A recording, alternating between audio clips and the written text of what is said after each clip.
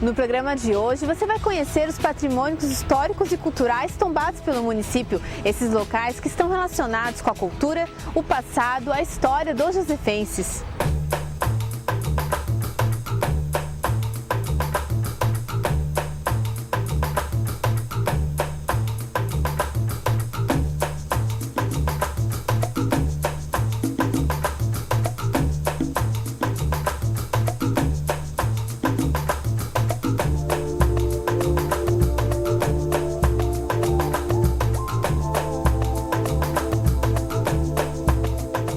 O patrimônio histórico não precisa ser velho, nem antigo, nem necessariamente um imóvel. Para o diretor do Arquivo Histórico de São José, Milton Knaben, a análise de um bem arquitetônico ou de um local depende das características arquitetônicas e históricas. Se essa edificação tem um vínculo com a história da cidade, né? Ele pode não ter nenhuma característica arquitetônica muito diferente, mas se for um local que era frequentado pela comunidade, por exemplo, o Teatro Adolfo Melo, não que ele não tenha umas características arquitetônicas bem interessantes, mas só pelo fato de que todas as pessoas que nós entrevistamos no Banco de História Oral do Arquivo, que viveram aí sua juventude aí pela década de 60 para 70, elas falam com saudade do cinema no Teatro Adolfo Melo, que era o Cine York, né, o Cine Rajá. Então, só por essa característica já pode ser considerado um patrimônio histórico, porque faz parte da história do município. Sim. E é uma importante forma também de pesquisa e de uma identidade cultural, né? Exatamente. Se você, no primeiro momento, essas pessoas falam que frequentavam o cinema do teatro, né? Uhum. Se você for conversar mais, elas vão começar a te dizer até os filmes, que dia da semana, né? Com quem que elas vinham, quem frequentava o cinema. Então aí tu vai pegando uma série de características do dia a dia da comunidade, né? Então através disso, dessa pesquisa, tu vai descobrindo detalhes do desenvolvimento do município. Como é que aconteceu esse desenvolvimento? Um complexo que ajudou na urbanização da região da Grande Florianópolis foi a usina do Sertão do Maruim, construída em 1910. O prédio abrigava 3 turbinas e painel de controle. Encontramos algumas peças originais da época. Sim, nós temos algumas peças que são originais da época de construção dela, que funcionaram com a usina, geraram energia para Florianópolis e para a parte de São José e Palhoça, mas muita coisa foi retirada, foi roubada, porque a usina, de meados da década de 70, quando ela parou de produzir energia até ser restaurada em 2002, ela ficou fechada e meio que abandonada, então ela virou alvo de depredações. As pessoas passavam e jogavam pedra da rua, e as crianças vinham fazer bagunça aqui, quebrar vidros, mas alguma coisa ainda se preservou dos equipamentos originais dela. Essa parte de medidores aqui, de amperímetros, isso tudo é original e foi conservado pela Celeste. Aquelas partes cerâmicas também, né?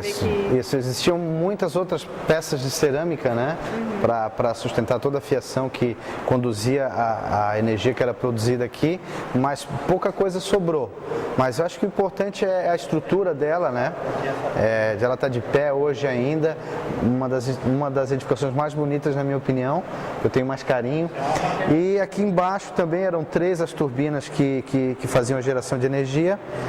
Hoje só ficou uma. Me parece que tem uma outra que já localizaram em outra cidade e vão trazer para cá.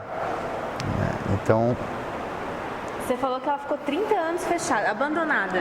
E em 2002 ela foi restaurada pelo governo do estado e em 2005 foi tombada pelo município. Qual a importância desse tombamento aqui para a usina? Apesar de alguns livros de história, né, eles falam da usina aqui, mas não dizem que foi feito, que é de São José, né? Às vezes as pessoas esquecem de comentar alguns detalhes, né? E ela foi montada, essa usina foi construída para gerar energia para Florianópolis. Nós temos alguns documentos no arquivo histórico de 69, né? E tem nessa época a prefeitura ainda era muito pequena e centralizava muita coisa ainda na mão do prefeito, né? Sim. E nós temos lá uns documentos, os ofícios recebidos pelo gabinete do prefeito, e tem um documento de um cidadão que diz que o homem já chegou à Lua e com tantos avanços tecnológicos, a energia elétrica ainda não chegou na Praia Comprida.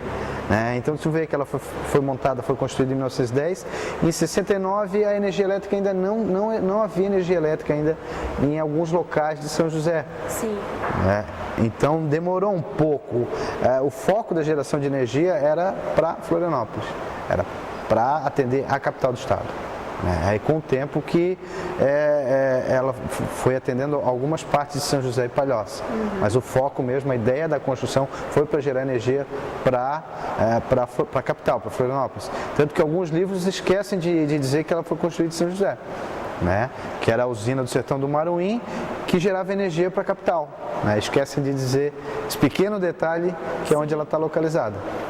E ela participar desse projeto de tombamento, então colabora para que ela seja preservada, a história dela também?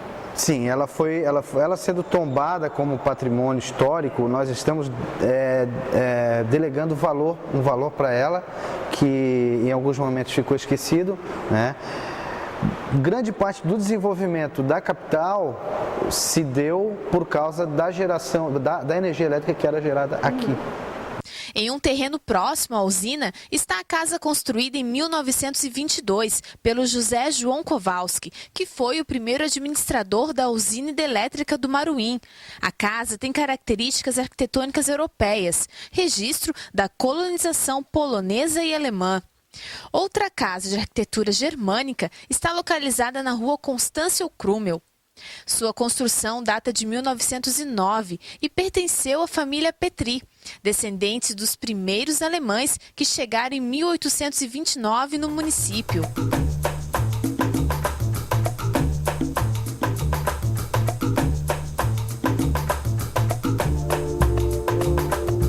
A igreja de Nossa Senhora de Fátima e Santa Filomena, localizada na Praia Comprida, também evidencia a presença de alemães e poloneses em São José.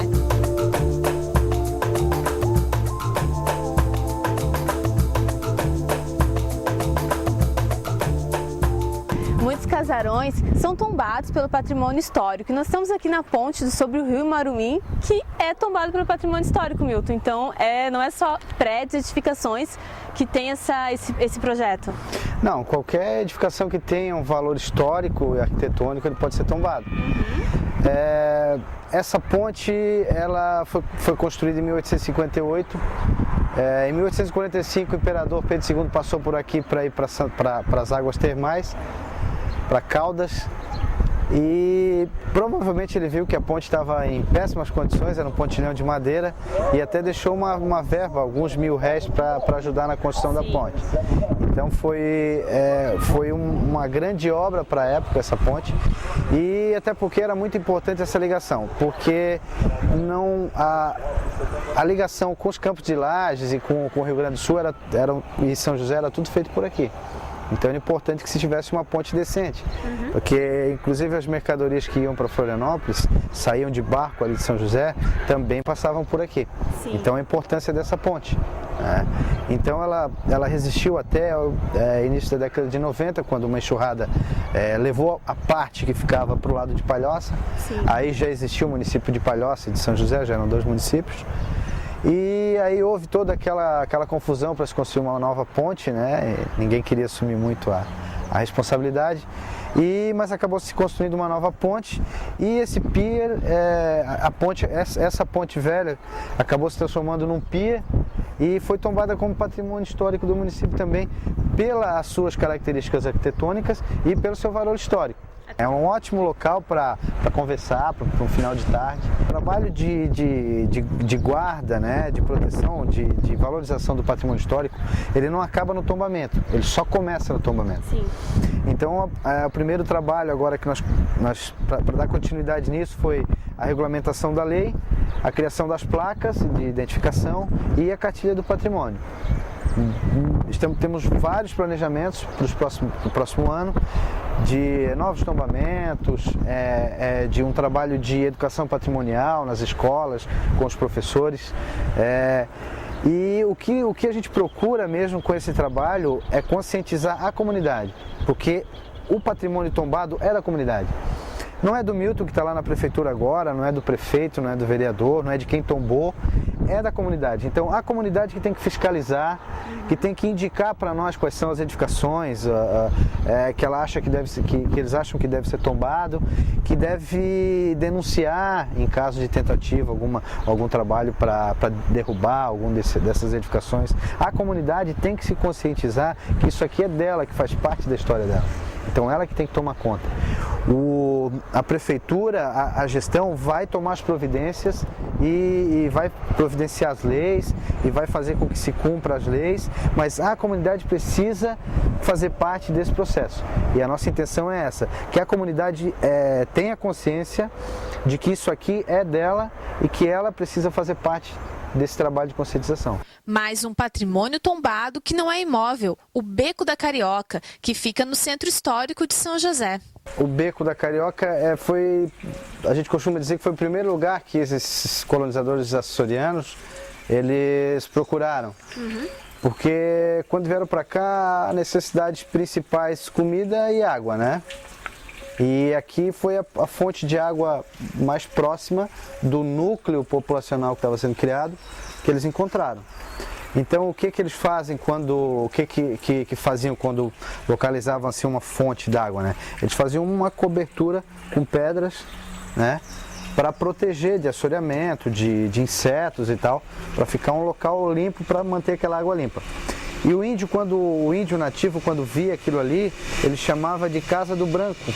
E aí na língua tupi fica carioca, né? Por isso que se chama carioca, né? A gente tem carioca aqui, em outros municípios também do litoral tem suas cariocas.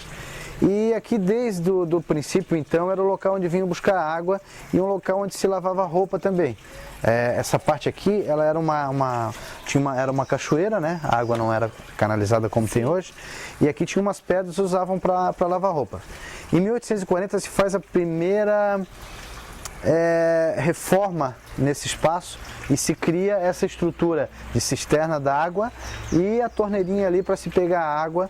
E aquelas pedras que haviam aqui, elas são viradas de lado e são posicionadas mais próximas umas das outras para ficar um local mais apropriado para as lavadeiras.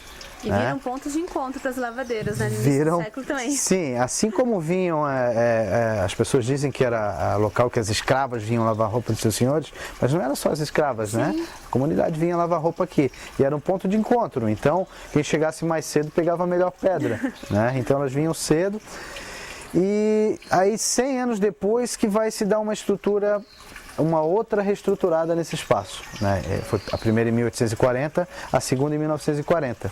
E aí sim vai se retirar aquelas pedras que haviam e se colocar esses lavatórios que a gente está vendo aqui, né? E vai ser pavimentado esse espaço aqui, essas laterais, e vai ser desviada a água. Então é criado esse tanque, né? Para não depender mais de marezinha cheia ou marezinha baixa na cachoeira e tal, chuva e tal. Então se criou esse tanque. Do lado de cá se lavava roupa, eram os melhores tanques, que lavava roupa mais numa posição mais confortável, né? Então quem chegava primeiro pegava esses lavatórios desse lado e depois sobravam aqueles lá. E isso vai até a década de 70, quando a água da Carioca ainda era muito límpida. As pessoas os moradores vinham buscar água potável, né? Vinham buscar, e algumas pessoas também sobreviviam de vir aqui buscar água e levar na casa de quem pudesse pagar. Muita gente, a mãe era lavadeira, nós temos alguns relatos no arquivo histórico, né? Que a mãe era lavadeira e os filhos faziam esse trabalho com um carrinho de mão, pegavam um pote de barro e iam levar água para essas pessoas. E as próprias lavadeiras de manhã lavavam roupa, à tarde também vinham buscar água para levar para as pessoas. Então, além de um local de água potável para se lavar roupa, foi uma fonte de subsistência para algumas famílias também. E até hoje, as lavadeiras da Bica da Carioca, elas são muito conhecidas, né? As pessoas falam muito ainda. Tem uma senhora que mora... Restam poucas, eu conheço uma só, né? E ela fala sempre com saudade, né? Da época de lavadeira aqui na Carioca. Com o tempo, foram sendo vendidos os terrenos lá para cima, né? E as pessoas começaram a jogar esgoto na água, e aí hoje a água não é mais potável. Essa água que a gente vê descendo aqui é a água que está vindo lá desse córrego. A água, interessante também, é que a água que abastece a cisterna, ela não é desse córrego. É uma água de um olho d'água que tem aqui atrás, que aí vem para ali. Então, quer dizer, essa água ainda é pura que vem para ali, só que a cisterna está suja. Então a Fundação de Cultura já tem um projeto de revitalização da Carioca e essa água novamente ela vai poder ser consumida. Tá? Indiferente vai ser feito uma vistoria nessas casas que dão de fundos aqui para esse córrego para parar com essa de jogar esgoto ali, mas a água que vem para a cisterna ela é de uma nascente. Tá? Ela não é essa água do rio. Então, limpando a cisterna, reestruturando, o projeto prevê uma limpeza aqui todo ao redor da Carioca, uma restauração da estrutura, tá? E vai ser um espaço que vai ter uma pequena academia ao ar livre aqui. Então vai ser um local que nós estamos pensando também num espaço para exposições aqui ao ar livre. Então vai ser um espaço que vai voltar a atrair a comunidade. Não mais para buscar água, talvez, não mais para lavar roupa, mas vai ser um espaço que vai ter atrativos para a comunidade vir para cá e frequentar a Carioca e ver que a Carioca é da comunidade. Isso está mostrando que após o tombamento isso é possível porque vai ser respeitado toda a estrutura, toda a história desse local, né? Sim, vai ser... As mudanças vão ser feitas, mas com... Sim, são algumas mudanças que não vão afetar a estrutura básica da Carioca. Tá? Então, é o que acontece com todas as edificações que são tombadas. O proprietário ele pode estar reestruturando a parte interna da casa, adaptando para determinado uso. Nós temos aqui, o Centro Histórico está virando uma rota gastronômica, é um sonho já desde 2005 que nós temos. E são cafés, bistrôs, bares, né, restaurantes. A parte interna pode ser reestruturada, só que a parte externa da casa ela precisa manter as características originais. Não pode ser mudada.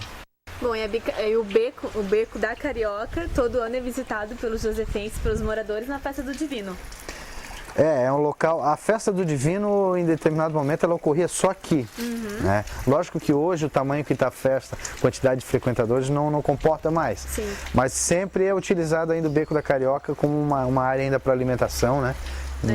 Na Festa do Divino, você quer comer uma tainha, vai descer o beco e vai ter aqui uma tainha. É um ótimo local, né? É, muito legal. A herança arquitetônica luso-brasileira é forte no município. Muitos casarios tombados foram restaurados, preservando os traços da época em que foram construídos. Na Rua Gaspar Neves, 6 casarios formam um belo conjunto arquitetônico. Hoje são moradias e alguns se transformaram em charmosos locais para saborear um bom café em momentos de lazer. Encontramos ao lado a primeira edificação tombada como patrimônio histórico, o Solar dos Ferreira de Melo. No ano de 1893, o solar foi sede da Guarda Nacional e do Governo Provisório do Estado. Em 1988, após a sua restauração, passou a abrigar o Museu Histórico. Próximo a esses casarios, na Praça Hercílio Luz, mais prédios embelezam o entorno da praça e nos fazem voltar no tempo. O Teatro Adolfo Melo é o mais antigo do estado em funcionamento, com quase 160 anos de história. A Casa da Cultura, que já funcionou em sua parte superior à Câmara de Vereadores e na inferior às celas da cadeia pública, e por isso é até hoje conhecida como a antiga Casa de Câmara e Cadeia. A atual sede da Fundação Municipal de Cultura e Turismo já sediou uma unidade escolar, serviu de moradia e também de comércio. Outro prédio tombado é a Igreja Matriz de São José, que atualmente está em reforma. Acredita-se que no ano de 1833, que São José da Terra Firme foi levado à vila, a Igreja Matriz já estava construída. A igreja recebeu Dom Pedro II e Dona Teresa Cristina em 1845.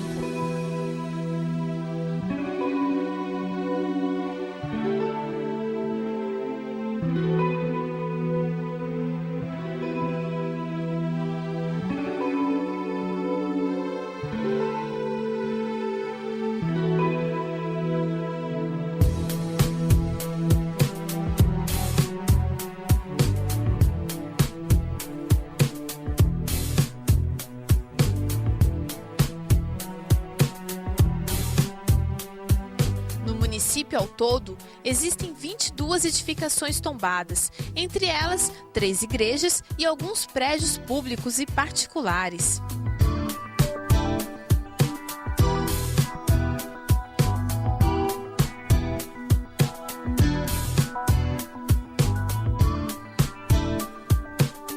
O casarão do 1º de junho, construído no final do século XIX, que sediou um tradicional clube social nos anos de 1978 ao final da década de 90, passa por reforma interna, com acompanhamento da Coordenação de Tombamento Municipal. A casa será reativada e transformada em casa noturna. O Serviço do Patrimônio Artístico e Cultural, ele está previsto na Lei 4429 e é um grupo de pessoas que vai estar trabalhando diretamente com essas edificações tombadas. Desde do recebimento de processos de pedido de tombamento, até a elaboração da própria cartilha, da placa, vai estar trabalhando com educação patrimonial. É o grupo que vai estar diretamente ligado, né, com o patrimônio.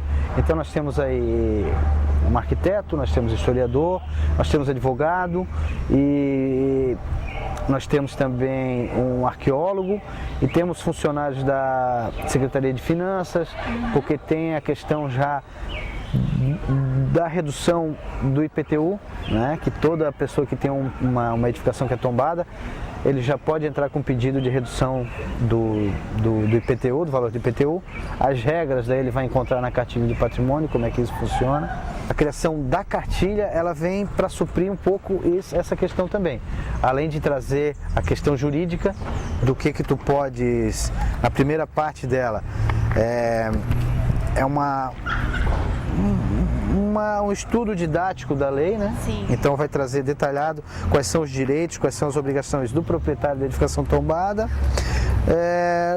Na parte do meio, como eu costumo dizer, nós temos aqui os modelos de ofício, desde a pessoa que quer entrar com pedido de tombamento até o proprietário que quer saber se ele pode fazer determinada modificação na casa dele. Nós temos os ofícios aqui e para quem eles devem ser encaminhados, então facilita.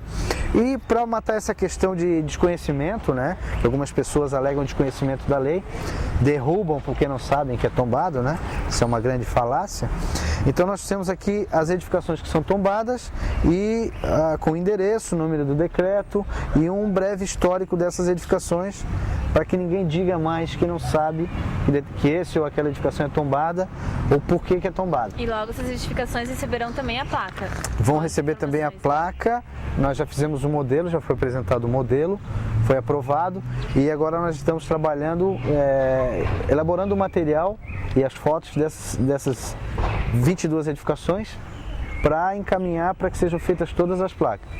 E aí nós vamos fazer uma visita para cada proprietário dessas edificações, apresentar a placa para ele, vamos nos prontificar para fixar essa placa e vamos levar a cartilha e uma nova comunicação, um novo comunicado, um novo aviso, né, de que para ele de que essa edificação dele é tombada, apesar de todos já terem recebido, né, para evitar futuros problemas. Cada tombamento tem seu valor histórico e arquitetônico. Sua preservação é dever do poder público e também de cada cidadão. É a memória do povo josefense que estão edificadas e presentes no dia a dia do município.